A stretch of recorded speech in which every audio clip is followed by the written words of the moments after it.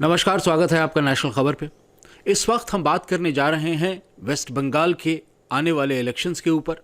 लेकिन उससे पहले आपसे एक इल्तिजा है कि कृपया करके अगर आपने इस चैनल को नहीं सब्सक्राइब किया है तो ज़रूर कर लीजिए।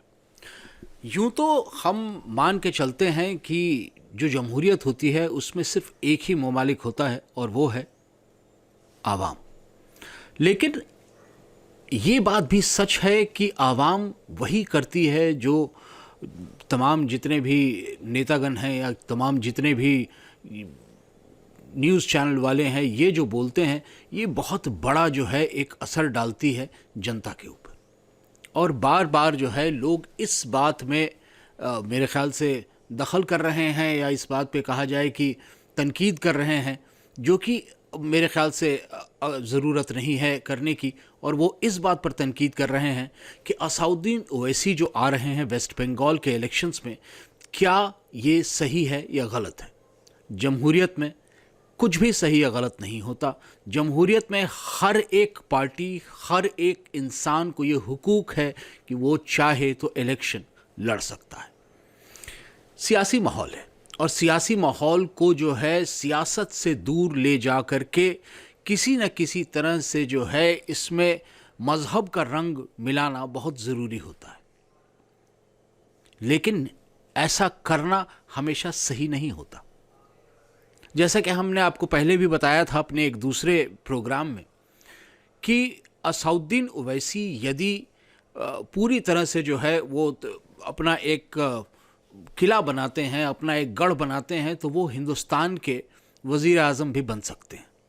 लेकिन क्या वज़ीर आज़म बनना जो है वो एक बार में मुमकिन होगा? नहीं, ये बार दफ़ा जो है आदमी को कोशिश करनी होगी, एक एक करके अपने जो है कदम जो हैं वो जगह जगह पहुंचाने होंगे, तब जा कर के जो है ये मुमकिन हो पाएगा कि ओवैसी साहब बन पाएँ हिंदुस्तान के वज़ीर आज़म।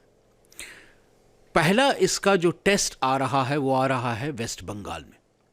वेस्ट बंगाल में आने वाले दिनों में आपको मालूम है कि वहाँ पर बहुत ही ज़्यादा, मेरे ख्याल से अगर कहें तो सही शब्द इसका ये रहेगा कि बहुत ज़्यादा मिस इन्फॉर्मेशन आएगा या गलत बयानी की जाएगी। गलत बयानी ये की जाएगी कि असाउद्दीन ओवैसी यहाँ वोट काटने आ रहे हैं। ऐसा बिल्कुल नहीं है। ये कहा जा रहा है कि असाउद्दीन ओवैसी जो है बीजेपी की बी टीम है। ये भी बिल्कुल नहीं है। एक एक करके मैं आज कुछ सवाल उठाऊंगा और उनके जवाब भी दूंगा। पहला सवाल, क्या ओवैसी बीजेपी की बी टीम है? ऐसा मुमकिन ही नहीं है। ऐसा अगर ख्याल भी आपके जहन में आ रहा है तो उसे निकाल फेंकें। ऐसा मुमकिन नहीं है। इसलिए क्योंकि अगर आपकी तवज्जो रही हो इस वक्त जो इंतखाबात हुए थे हैदराबाद के लोकल म्यूनिसिपल बॉडी के लिए, वहाँ पर अगर आपकी जो है ज़रा सी भी तवज्जो थी तो आपको अंदाज़ा लग गया होगा कि किस किस्म की जो है लड़ाई हुई थी बीजेपी और ओवैसी साहब के बीच में। ये आपका हक है कि आप अपने आप को मुगालते में रखें, लेकिन सही बात यह है कि ओवैसी साहब और भाजपा का आपस में कहीं दूर दूर तक कोई भी रिश्ता हो पाना मुमकिन ही नहीं है। अब सबसे बड़ी बात उठती है अगली कि उनके बारे में कहा जा रहा है कि वो वोट काटते हैं। जी नहीं, वो वोट कतई काटते नहीं हैं, वो वोट जीतते हैं।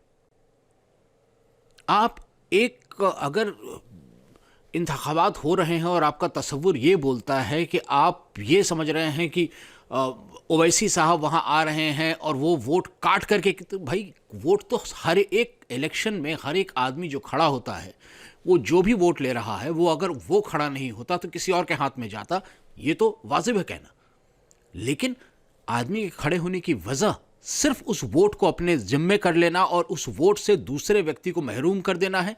ये कभी भी जो है इस तरह की चीजें होती ही नहीं हैं। बिहार में कई दफ़े ये कहा गया कि अगर ओवैसी साहब नहीं होते तो वैसी हालत में जो है चीफ मिनिस्टर बन सकते थे वहाँ पर लालू प्रसाद के साहबजादे। लेकिन फिर सवाल ये उठता है कि मान लीजिए कि ओवैसी साहब नहीं होते, लेकिन अगर रामविलास पासवान के साहबजादे जो है बीजेपी के साथ होते तो फिर बीजेपी चीफ मिनिस्टर बनाती अपना। तो क्या हो सकता था, क्या होना चाहिए था, ये तमाम बातें जो हैं, ये मुझे नहीं लगता कि ये इस तरह का तबसरा जो है किसी भी तरफ आपको लेकर के जाएगा। ओवैसी साहब इस वक्त अगर वेस्ट बंगाल में हैं तो वो इसलिए हैं क्योंकि वहाँ पर जो एक आशा की जा रही थी, जो एक उम्मीद थी ममता बनर्जी के गवर्नमेंट से कि वो एक एक एजेंडे के साथ काम करेगी जिससे कि तमाम जितने भी हज़्म मामूल हम जितने लोग हैं हम सभी का भला होगा, ऐसा हुआ नहीं है। और जमहूरियत में जब भी इस किस्म से कोई भी जो लीडर होता है वो जनता के साथ वादा खिलाफ़ी करता है तो दूसरे लीडर का ये न सिर्फ कि हक बनता है बल्कि उसकी मेरे ख्याल से ये जिम्मेदारी बनती है कि वो आ करके सियासी माहौल को बदले। ऐसे में मेरा तो यही मानना है कि असदुद्दीन ओवैसी साहब जो हैं वो वोट काटने नहीं, वोट जीतने जा रहे हैं। इसलिए अगर आपको लगता है कि कोई भी इंसान ऐसा है जो ये मानता है कि वोट काटना जो है मुमकिन होता है इलेक्शन में वोट काटे नहीं जाते, वोट जीते जाते हैं।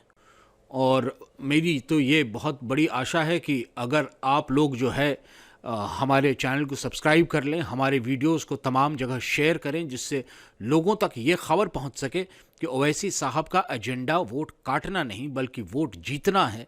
तो मेरे ख्याल से आप भी हिंदुस्तान की जो जमहूरियत है, हिंदुस्तान की जो पूरी एक इलेक्टोरल प्रोसेस है, उसमें अपना योगदान देंगे। धन्यवाद। हमसे जुड़े रहने के लिए सब्सक्राइब करें यूट्यूब पर, फॉलो करें ट्विटर और इंस्टाग्राम पर, लाइक करें फेसबुक पर और ज़्यादा जानकारी के लिए नेशनल खबर की वेबसाइट पर जाएं। आपको टाइप करना होगा सिर्फ नेशनल खबर।